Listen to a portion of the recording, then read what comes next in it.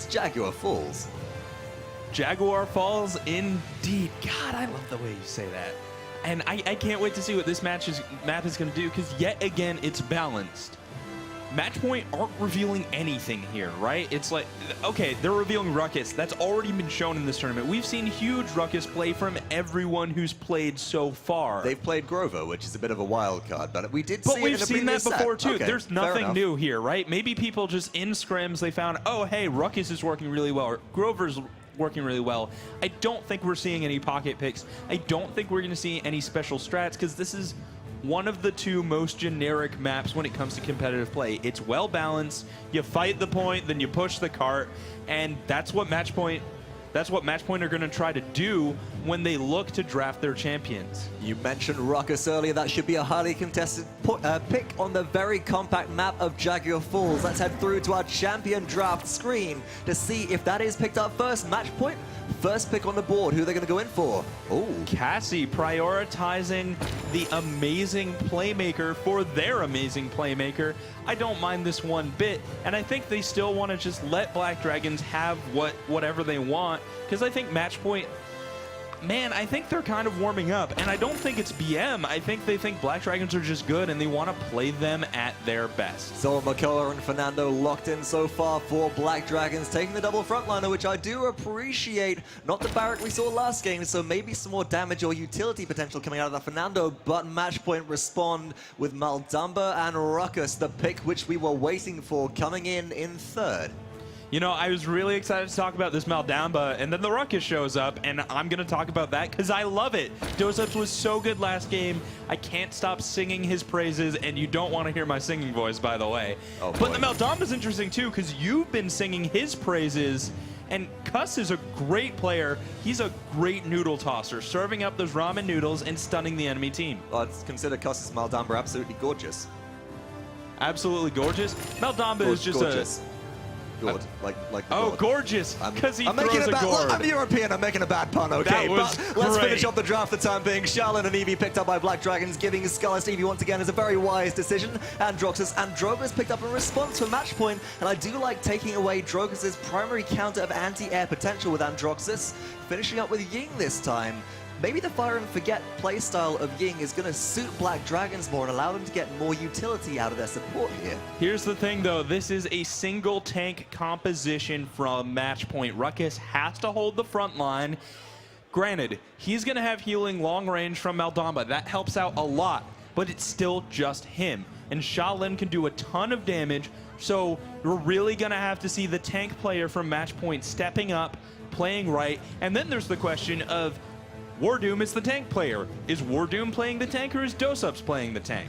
Well, could go to really anybody at this point. Matchpoint do have a lot of flex potential within their roster. They'll all play a little bit of this, a little bit of that, although I do expect Maldamba to be picked up by Cascuti. Androxus also can be used to supplement the lack of frontline that Matchpoint do have. We can't discount the reversal, but there is a lot of counter potential to that again from Black Dragons with Dredge Anchor from Makoa. And talk to me a little bit about our interaction, please. Right, so Dredge Anchor from Makoa he's all about pulling people out of position. And there is a great ledge to pull people off of. We saw QG use that.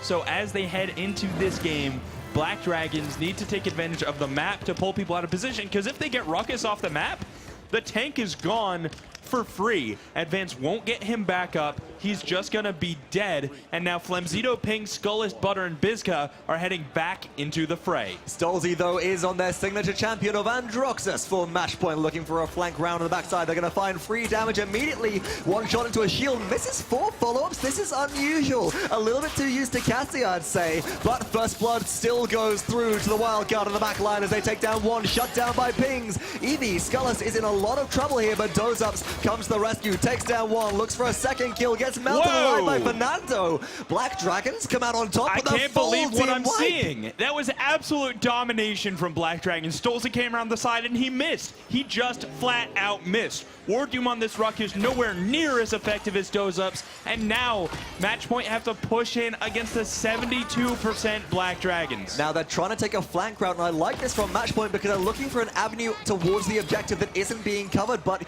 you got to play Game 2 and Eevee, and that's very difficult to do when she can cover so much distance all at once. 99% in favor of Black Dragons. We have hit overtime, but now Stolzy's coming online. 2 kills to their name, 4 in total come through for Matchpoint. Stolzy sitting on a 5 streak, 4-1.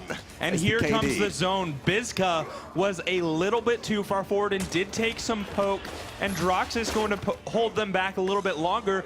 Matchpoint are now holding the point, and they're going to try and get that to take up, but is still close. And if they step off for a moment, Black Dragons could certainly capture this one. And here we go, overtime, but Stolzy comes round from behind again, lands almost all their shots. Ying is very low. Double kill for Stolzy, triple kill for Stolzy, quadra kill, no, shut down is Stolzy, but Wardoom cleans things up, and that will be the full wipe coming through once again for Matchpoint as they close things out. First cap of Game 2 goes through to the team in blue. And the sleeping giant has awakened. I've been waiting for this play from Stolzy. I've been waiting to see the glory in person, and I am not even remotely disappointed. Now pushing forward, Matchpoint are going to get aggressive around this first bend. Look at that though, the reversal play, that was fantastic. Impaled into a wall as Cutie on Drogo. Stolzy steps up and blocks all the focus fire. Yes, Matchpoint are being forced backwards, but without losing players, they're still in a very good place to advance, specifically from Ruckus, who does, in combination with Smidgen, take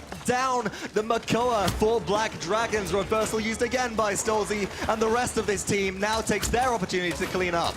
Stolzy going up above and over the wall does help find a kill for his team. They are pushing in towards the enemy bases. Bizka re-arrives. He's not able to find the pole, actually hitting the wall. And Stolzy, he smells blood. He dashes in, but doesn't quite find the kill, though he is not punished. And an excellent gourd will heal him up fairly quickly. Okay, wasn't expecting the Dragon Punch onto a Ying. That's a little dangerous because her illusions can block the damage, but now Stolzy up in the air again is looking for more, this time finding focus fire onto Fernando, getting burst down. They're being shot from behind their shield. They don't know where it's coming from. They're being destroyed here. But now it's all about those ups as well on this Cassie as they take down one. Stolzy is killing players almost inside of their spawn from Black Dragons. There is no contest. The payload rolls through. 2-0 conversion for Matchpoint.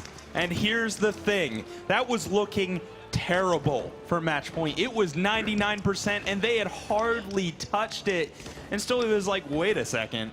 Do you know who I am? Do you know where we are? This is the Paladins Invitational, and I'm going to take the whole thing. So let's go, buddy. Goes in big with the quadra kill, and now his entire team is on a streak, re-energized by their playmaker and ready to go into round 2. However, we can't not talk about the ultimate deficit that Matchpoint are currently sitting at, having utilized a lot of them to push that conversion through. All 5 members of Black Dragons here sitting on an available ultimate. That's a huge amount of setup potential coming from Eevee, but there's not a lot of confirmable damage. Who's going to make the plays here?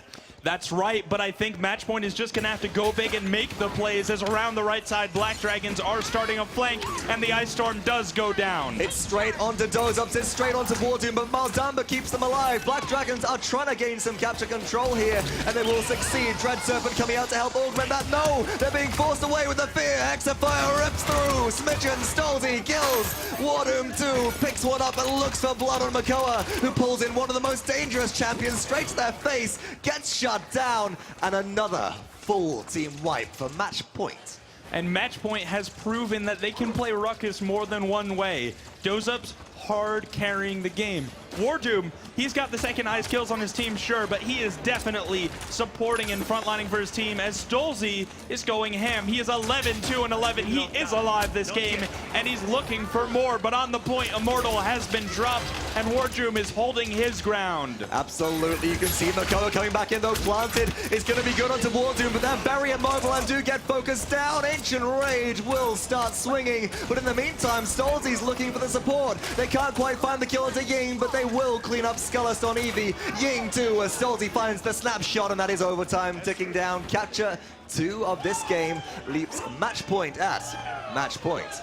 It is currently 3-0, and yet this is the closest game I have seen so far. Black Dragons, they're putting up a very good fight here, but they don't seem to be able to close out the last few seconds of the objective play, and this is coming back to haunt them. Now they're forced into making a defense where Matchpoint can just elect to use their ultimates like they did in the previous round, and somehow they have to find a way to stabilize. Skulless taken down by a crack shot. CusQT with the double kill, looking and will get the triple. Now pushing forward, he could find the quadra with Dragon's Fury if he wanted. He's looking for it with the rockets, but no, pings will go down to Stolzy, taking that one away as Matchpoint pushes forward. And now who can test this? The Cursed Diamond's available. Stolzy goes up. He pops the ultimate. He finds the damage onto Makoa, who's forced into a corner with 3 other players from their team.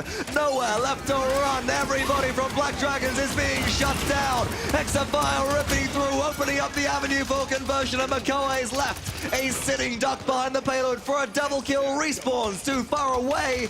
This is rolling in for free. Matchpoint, they're just unstoppable at this point. Matchpoint looking unstoppable, feeling unstoppable, but Black Dragons have one last shot if they want to hold their ground. Flamzito will fall. Stolzy flanking around the right-hand side to find an angle, and he's looking for the shots, aiming for Fernando and finding the kill. Sees the 2 carries, looking for more, and it looks like Black Dragons are falling fast, fast, fast as Smidgen picks up a triple and Matchpoint picks up the game.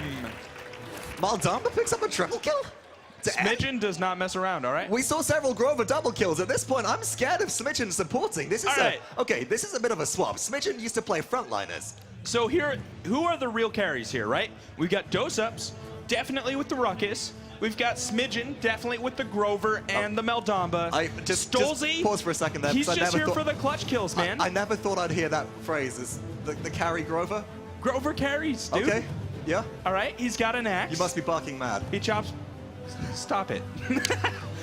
He's just chopping people down left and right. That Meldamba was insane, and he is a support that can do a lot of damage from up close. Especially with the Dread Serpent ultimate, which we know can do so much, disrupting a team fight, applying that damage steroid on enemies. It is very valuable, and Gore deals a lot of damage too if he's down on it for too long. It certainly does. We went into this match and we were talking about a different Meldamba player, CusQT, I believe, but he didn't play it. Now here's the thing, in your opinion, was Smidgen just as good? Was he better? I think that Smidgen utilized Maldamba differently. We've previously seen CusQT play a lot of reload stun Maldamba looking for the CC lockdown, which is valuable against certain team compositions. Maybe Smidgen holds more value with this solo tank meta, where he wants to be a little bit more aggressive, not try and set up kills, but go for kills himself. Yeah, I don't know, man. I mean, the killer Meldamba certainly did great work, because then when you're getting kills, you're dealing damage, you're charging up your ultimate, but really, it's just this Ruckus, man, doing so well. Second highest damage. Stolzy did wake up. He got his first place damage back, as is his comfort zone. With the 34 kills, the first place damage, that's what he does. And noting Smidgen beforehand as well, sitting at only 20 eliminations or no solo kills, which is sort of expected, very low deaths. But the highest objective time in game overall, that's very impressive coming from the Maldamba, which is absolutely different to what we saw happening with Wardoom on Ruckus previously. Last time it was, we saw different Ruckus players, Dose-Ups coming through, just sitting on the objective. Now Wardoom pushing out, leaving your support on the objective allows them to not just heal from range with Maldamba, but also get a lot of credits. Yeah, for sure, and those credits help out a lot, as taking that early advantage allows Matchpoint to get a large credit lead. Now, this isn't entirely straightforward here, right? Matchpoint got two captures and 2 conversions, which means that a large portion of those credits were not spent, right? They were just in pocket as they raced back to the payload cart to push it forward. But, man, the thing I want to talk about is Skullist, who just isn't able to find the openings. I don't think it's that he's incapable of doing what he did against QG Reapers here. I don't think that he's outskilled. There's just less openings in the defensive line of Matchpoint. Matchpoint, they just aren't giving an inch with which Skullist could potentially take a mile as well. I feel like we slept a little bit on pings that last game. Sure. Topping the damage charts for their team, doing fantastically with Charlene, but they just didn't have enough follow-up. Look, we've got 2 players dealing a wild amount of damage, 35k and 43,000, but the rest of the team is falling heavily behind, and they just can't burst through all of this healing, which Smidgen will be able to output until late game and Cauterize comes on. So I'm sensing that, again, the double front line for Black Dragons just didn't work out as well as it could have done, and maybe they need to go with just more raw damage to be able to break through all of this. I don't know, man. Skullist and Pings are just, they're a great 1-2 punch. For me, reminiscent of Stolzy and Dozups, right? Like, Skullist is your big playmaker who's going to go around getting the clutch kills, whereas Dozups maybe a little bit more quiet, but he's doing the damage that counts. Unfortunately, he's not able to find enough, as just the tank line is so strong from Matchpoint. We're going to need to see changes from Black Dragons in this next game, and I wonder what they're going to change up. Well, first of all, they will have to change up the map. That is very